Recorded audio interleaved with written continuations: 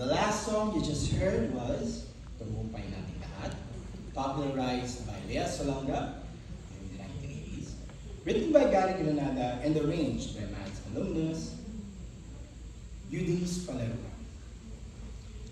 We're down to our last two songs in the first part of our program. The next song is a medley of beloved original Filipino music. This medley was arranged by our resident arranger and composer, Mr. Nico Villanueva.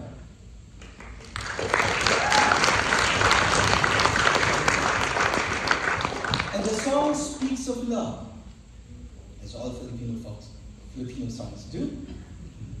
Love, longing, and being with someone forever and ever. The last song that we will sing was a song popularized by Miss Lea Salonga, not Lea Salonga. Sharon Cuneta. Sharon Cuneta. Oh, you guys know. Yes, by Sharon Cuneta, our very own megastar. And it's called Bituin Walang Ningning. So we present to you Baka Ikaw sa May Bintana and Bituin Walang Ningning.